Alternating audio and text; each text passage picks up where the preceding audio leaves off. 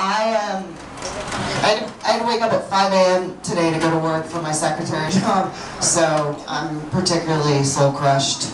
I'm a secretary because I got my degree in theater, so that's my job skill. And I had to be there. I got to work at 6:45. When I left for work, it was dark outside, and I was like, something is amiss. Because I am not about to be somewhere where I'm getting in hair and makeup. So otherwise, I have no desire to be up this early. I just had my 13-year anniversary of being a secretary at my job. Shoot myself in the foot. Kind of have. And hi darling.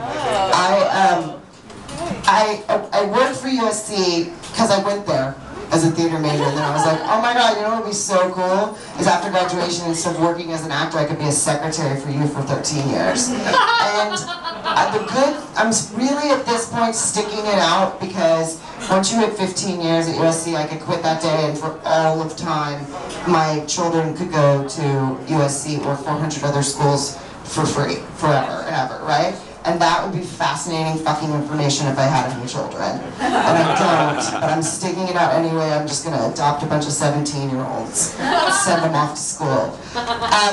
My favorite guilty pleasure is in full force right now, The Bachelor. Sometimes people give me a blank stare because they only listen to NPR, but you know what I'm speaking of. It's this horrible, just fucking brain suck of a show.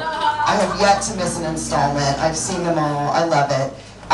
Right now it's The Bachelor, so it's one dude and 20 really intelligent young ladies, and then The Bachelorette is when there's one lady, usually a dumpy of the previous episode of The Bachelor, and then like a bunch of really intelligent gentlemen. And I, besides being obsessed with the show and judging them all, because that's why you watch it, when I watch The Bachelorette, I just fantasize. I'm like, what if I were The Bachelorette? Like, first of all, I'd just be shit-faced the whole time, because I'm not gonna make out with a stranger unless I'm 7 fingers years deep, okay? Just get this fucking straight. But I really don't know if network television would go for my version of The Bachelorette, because if I were The Bachelorette, at the end of that first quasi-cocktail party, I would just be like, okay, I have an announcement. Everybody put your dicks on the table. Philip, Shim, and Peter Chung, you can go. David, Matt, and Chris, fine, you can stay. Tyrone and Denathan, fantasy suite.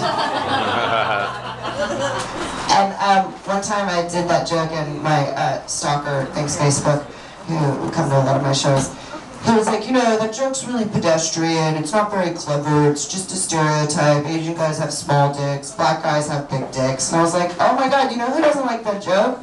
Dudes with small dicks. Good to know. Sir. I was thinking today, literally, this isn't a bit, I had this thought today, in the bathroom at work, where I somehow, every time I go to the bathroom at work, I end up giving myself like a mini white trash facial in the bathroom. I don't know if anyone else does, I cannot keep my fingers off my hands, and I'm like, what can I get into? And then I just come back to my desk, just all red, and looking even worse than before, but I can't stop myself. It's really fucking weird.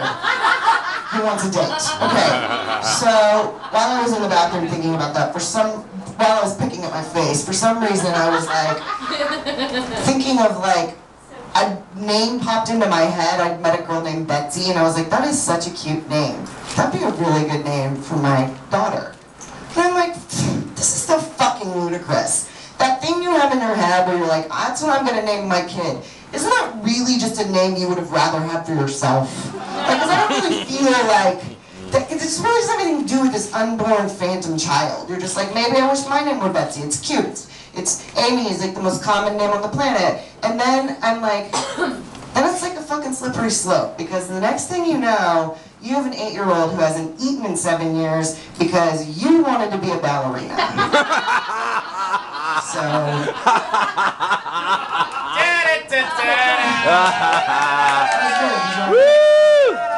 I should have done this with Amy. So speaking of, Betsy.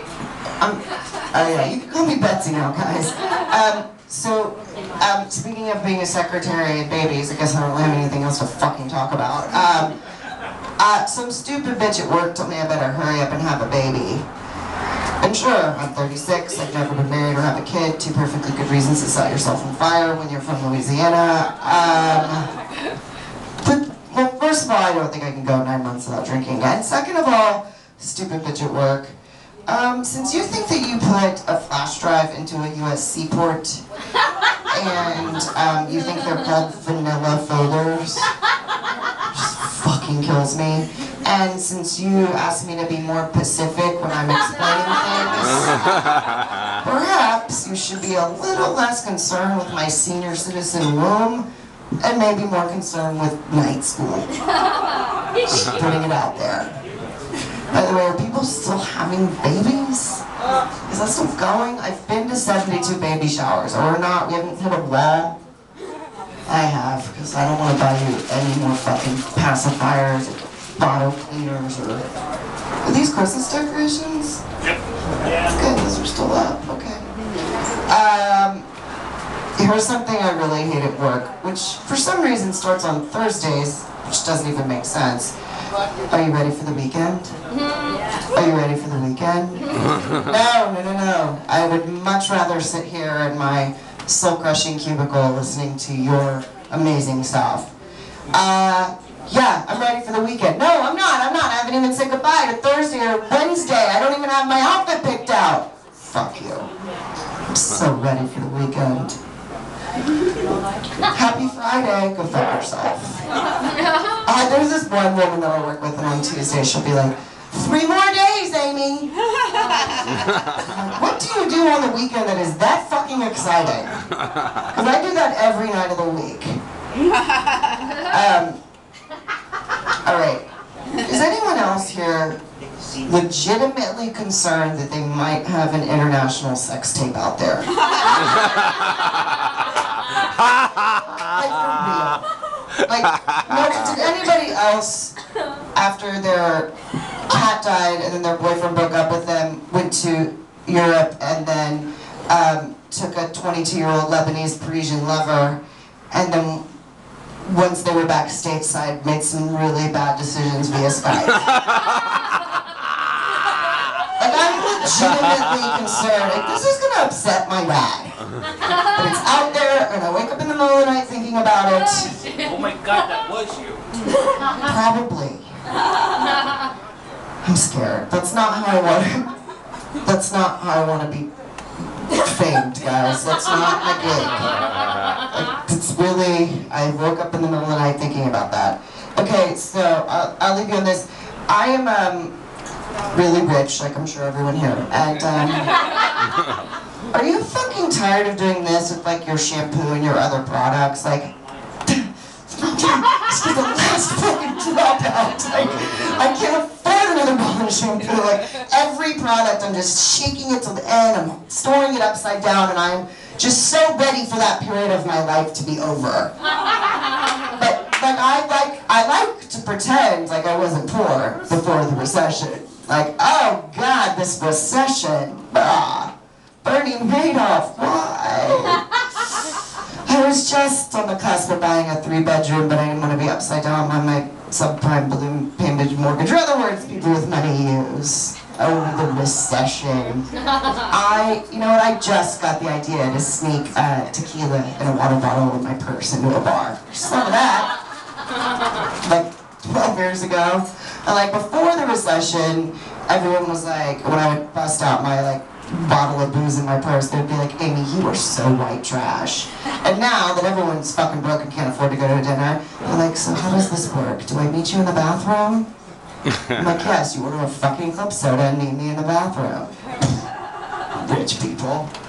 Oh, the recession. I think it is safe to say that I have never been less affected by a national event my entire life. I'd like to end on a big laugh, so that's me.